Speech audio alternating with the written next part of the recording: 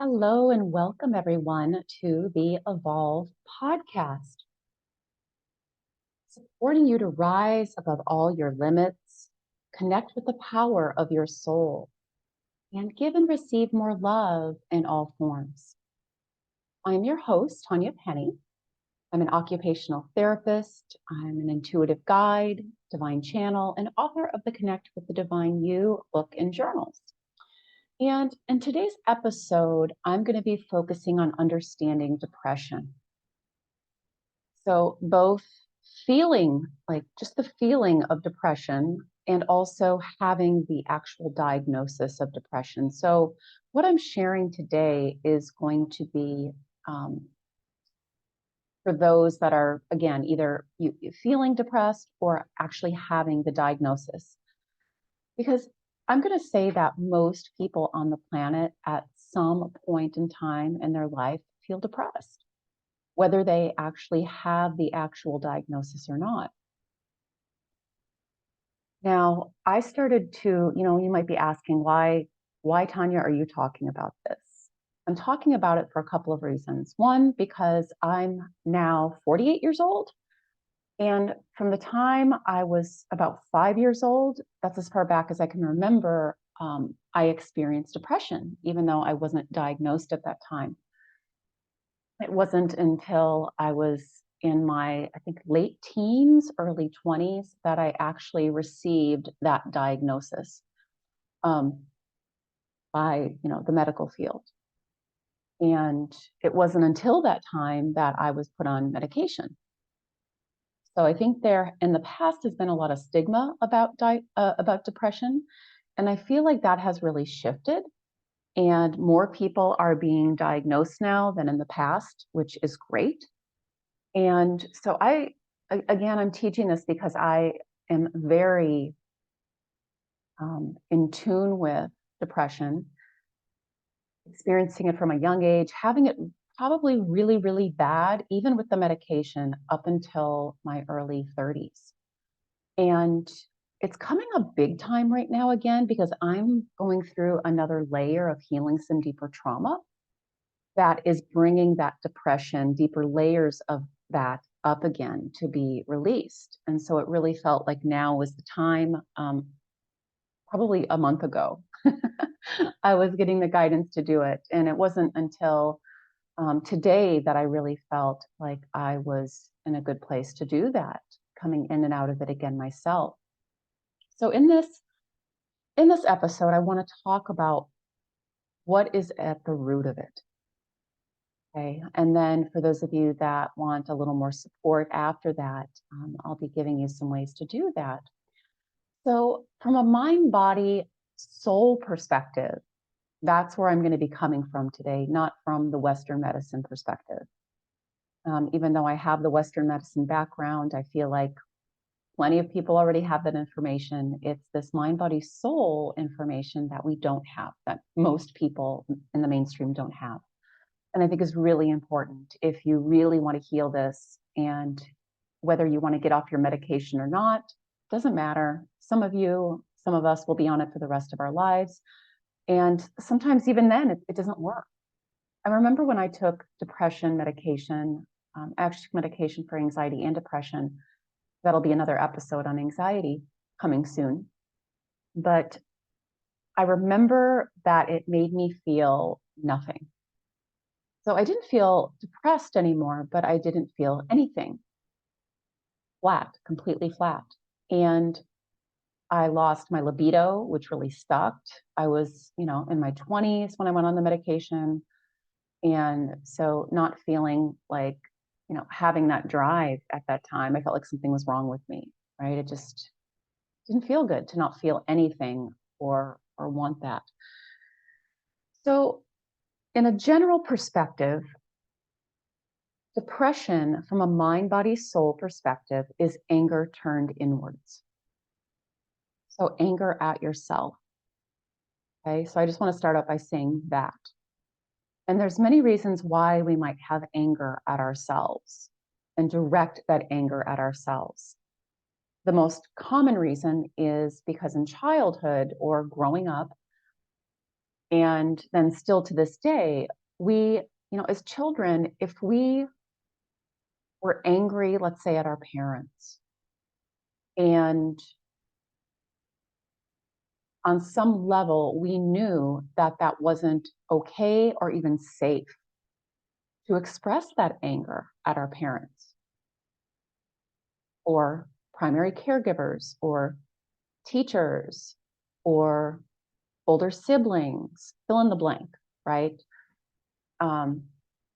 What we did is, we had to direct it somewhere. If we couldn't direct it at them, we turned it in towards ourselves.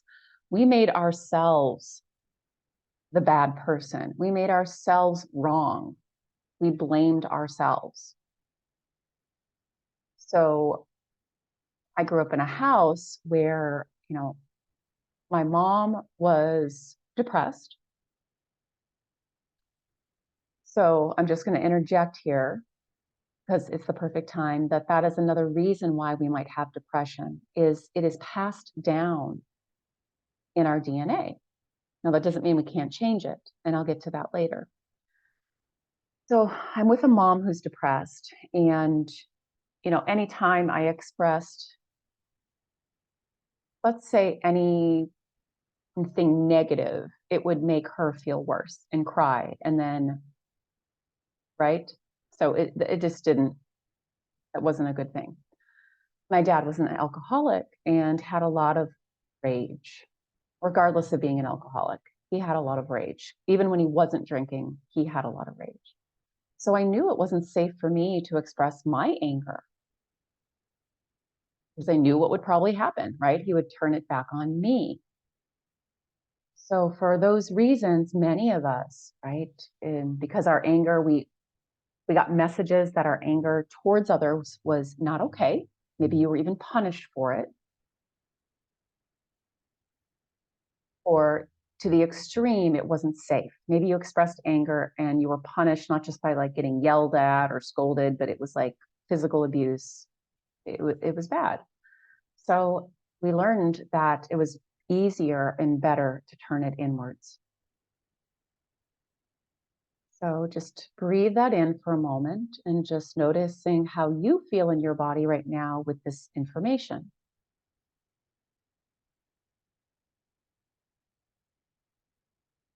And again, we're going here because we can't change anything we're not aware of.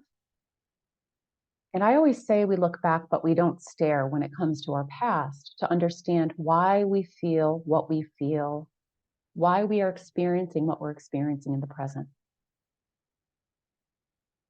All right. So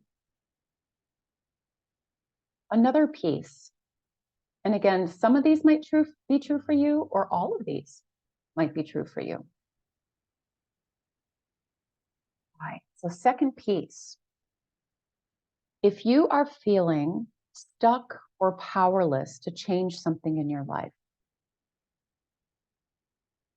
if you are feeling stuck or powerless to change something in your life, that can cause a feeling of depression.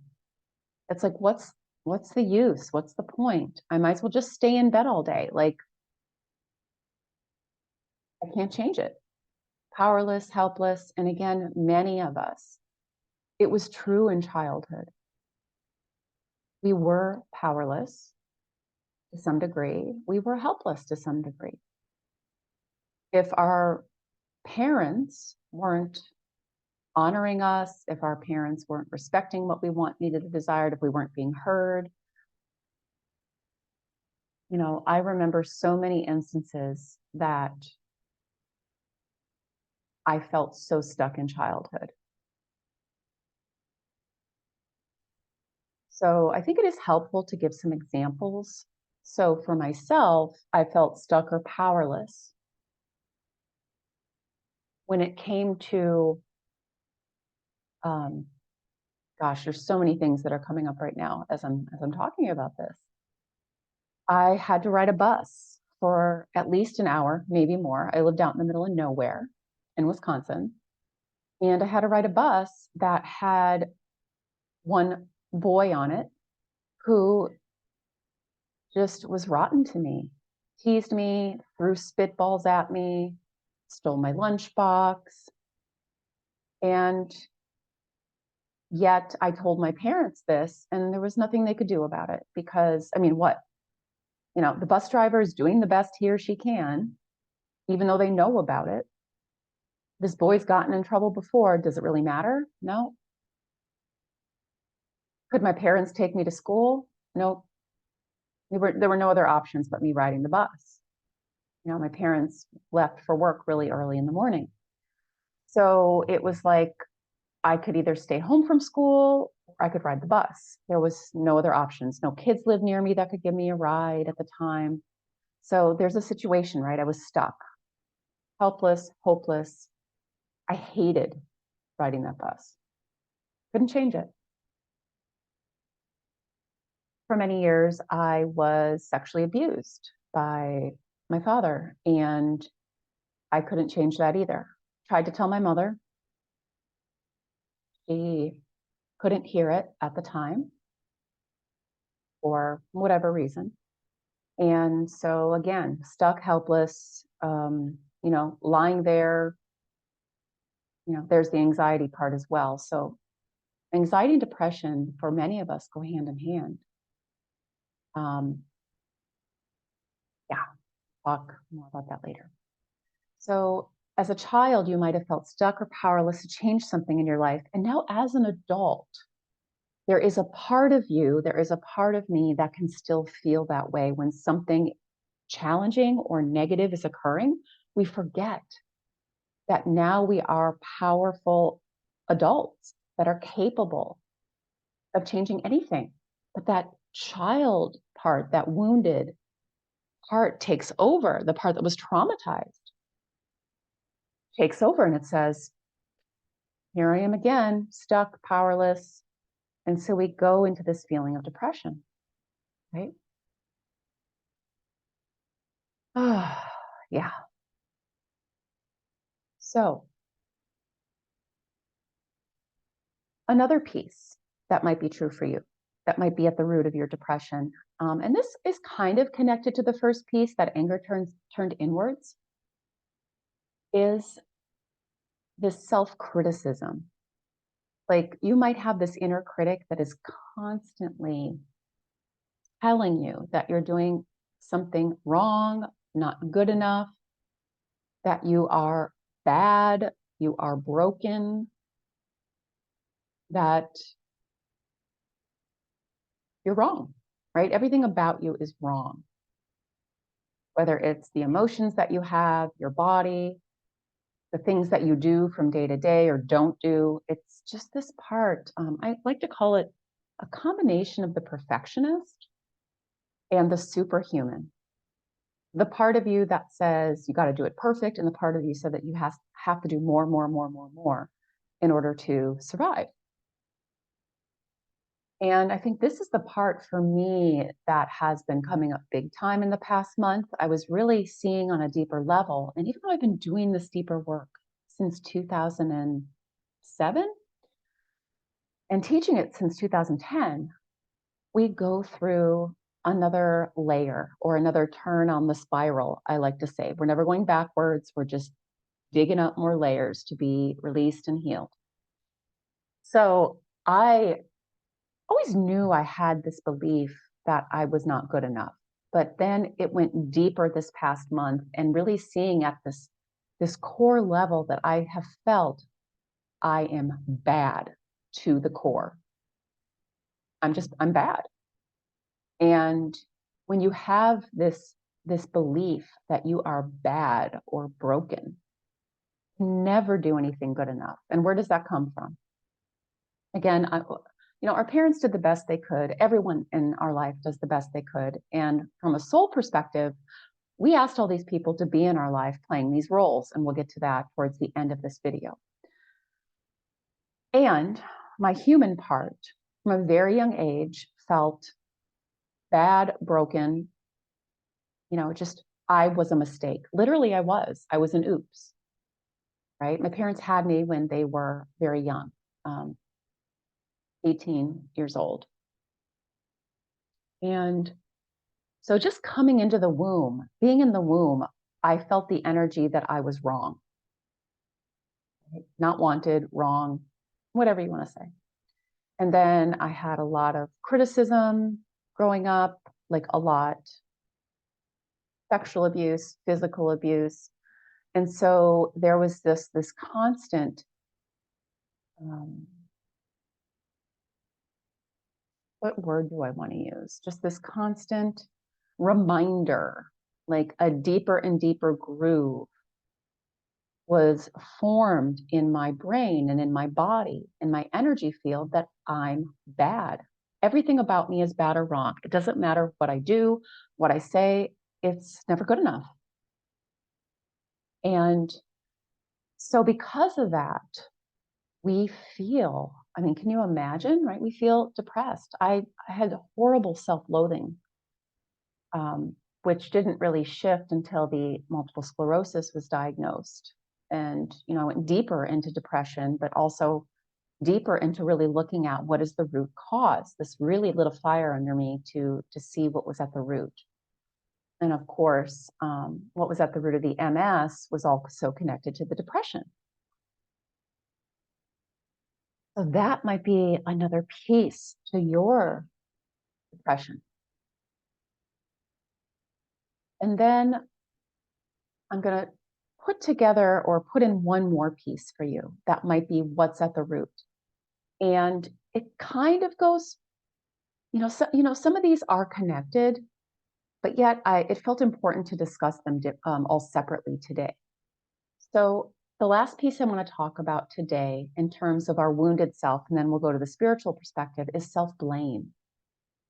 Everything, it's this belief, this part of you that believes every single thing is your fault. Anything that is wrong, that goes wrong in your life or the people around you, it's your fault. So I was sexually abused, it's my fault. My mom's sad, it's my fault. My parents are fighting, it's my fault. Right? My friend is upset, it's my fault. My parents got divorced, it's my fault. And this one I'm going to say is really subconscious, unconscious for a lot of us. But we got this deep message, again, for me coming in as an oops, it's my fault. It's my fault and I'm bad, right? So again, connected, but I think it's important to talk about them separately. So a part of you, and again, I like to say a part of you because I know that a part of me and a part of you knows that's not true. But even if you believe this, 10%, it can still impact you. Now, when I started this work, I believed all these things that I told you today very deeply. On a 1 to 10 scale or 1 to 100, I was believing these probably 99% of the time, which had me in anxiety and depression 99% of the time. I was depressed almost daily, right? And suicidal several times of my life.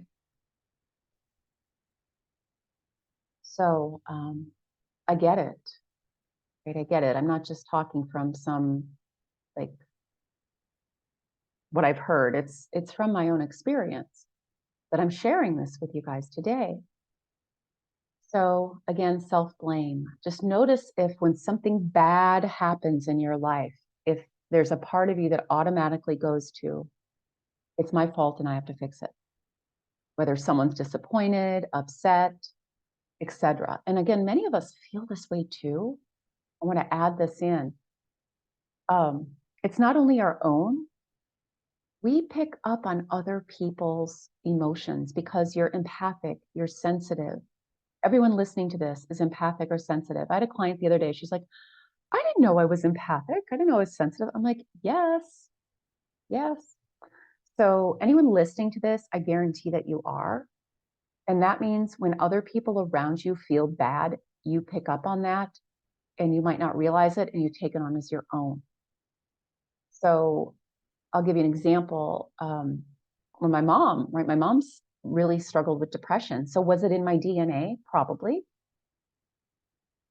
And what is DNA? DNA is really, it's what's passed on, which is thoughts, beliefs, and patterns and emotions, especially if you're empathic sensitive.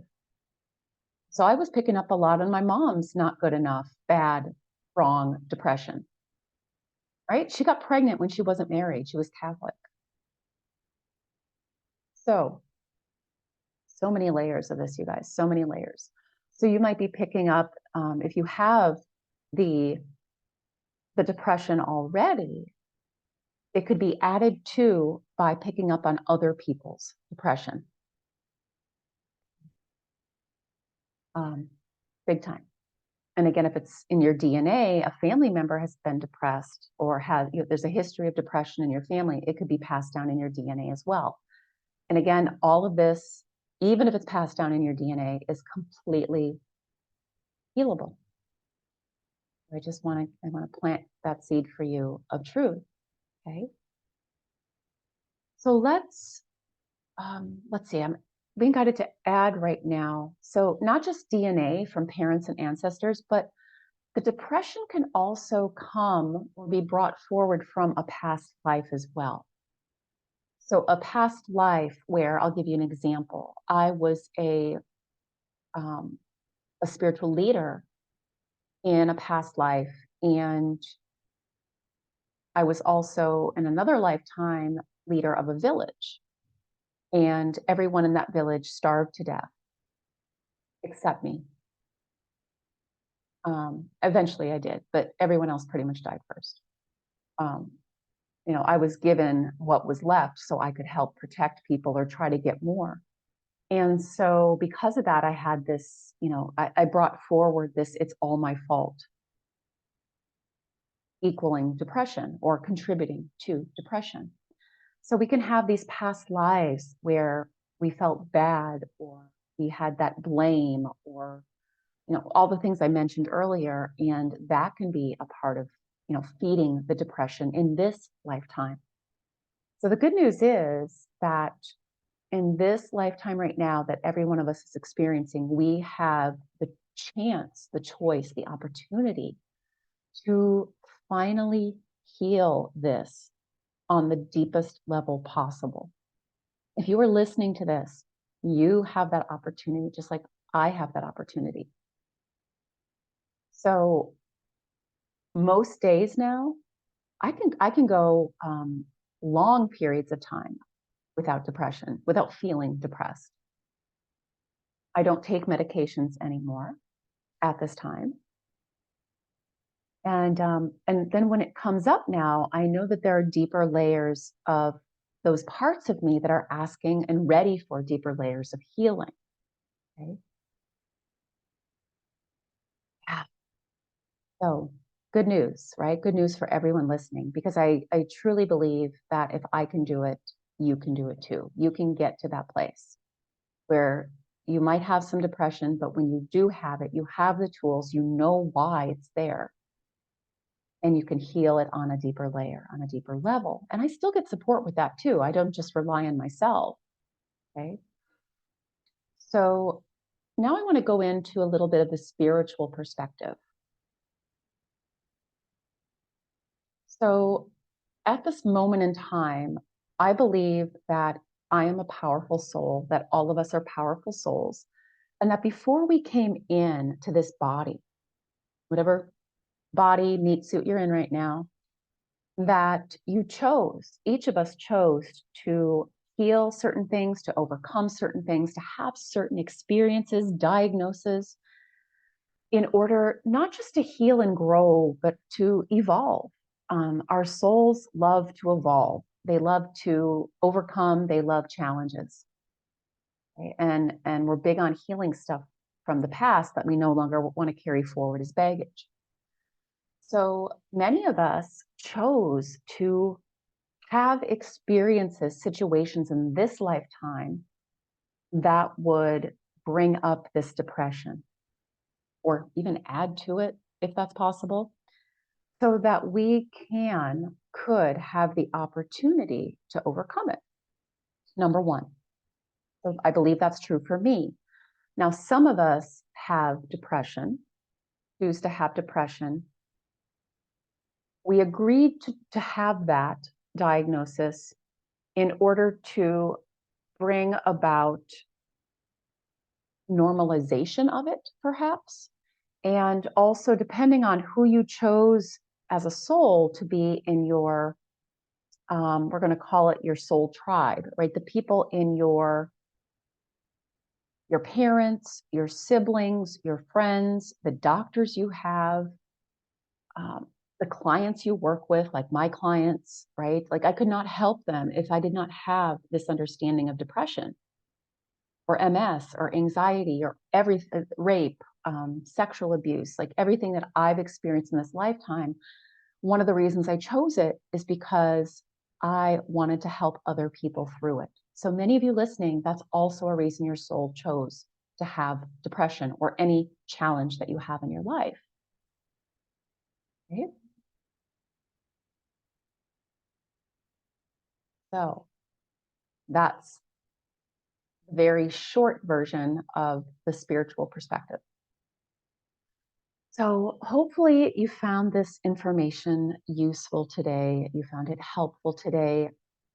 Maybe it brought you a little bit of relief, right? And to know that you're not alone.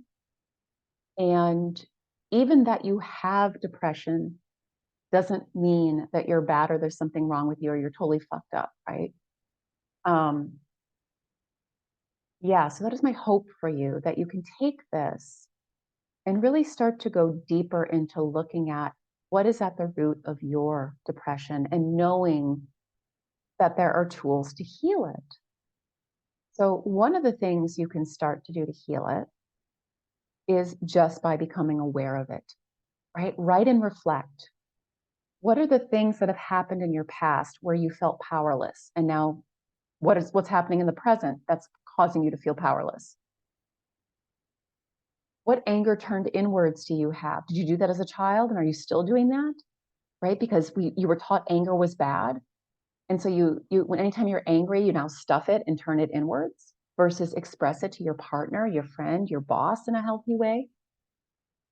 You have a strong inner critic that's telling you you're bad, broken, not good enough.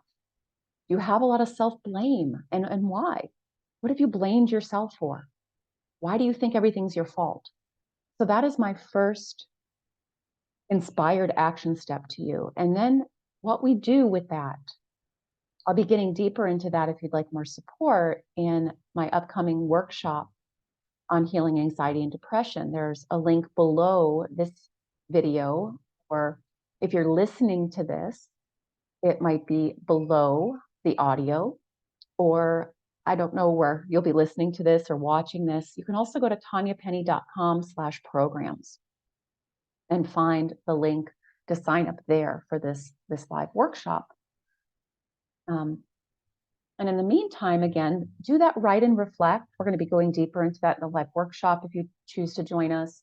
You can also sign up if you're not into live group things to sign up to work with me one-on-one as well.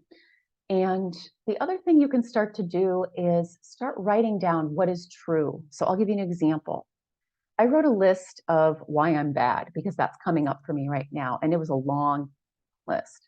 One of the reasons I'm bad is because I was born, right? I was an oops, I was a mistake, so I'm bad. The truth is, maybe my parents weren't ready for me. On a soul level, they were, but from a human perspective, they were not. The whole universe wanted me, or I wouldn't be here. I wouldn't have been born. So I'm not bad. I was wanted by the whole universe to be here, and this was planned. I'm not bad.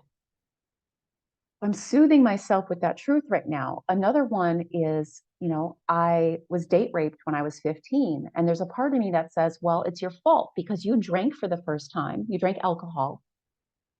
You were 15. You went to a party with your boyfriend that was older than you, a short-term boyfriend, and you drank for the first time and then you were raped. And it's your fault. You shouldn't have drank. You shouldn't have went to that party. Oh my gosh. Right? I know so many of you can understand and see the truth that wasn't my fault.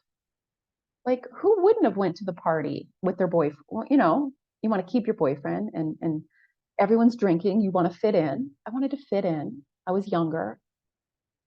And the rape was definitely not my fault, right? Like I didn't deserve that. So yeah, we have to start planting, looking at what is true, finding the truth and telling that wounded part of you, right, that that's not true, right? Because every limiting belief or fear, we'll just say limiting negative belief in this case, right, that it was my fault, I deserved it, creates that emotion of depression. And I have so many of these. Can you imagine how depressed I used to feel? Um, I've worked through most of them right now, but now this deeper layer is coming up, which has guided me to share this with you guys, to record this episode. So you want to discover what's at the root and then find what's true and begin to soothe yourself. And we're going to go through a self-healing process to do that in the live workshop as well. So thank you for watching, listening to this today. Please feel free to share it with other people that you know might benefit from this new perspective or understanding on depression.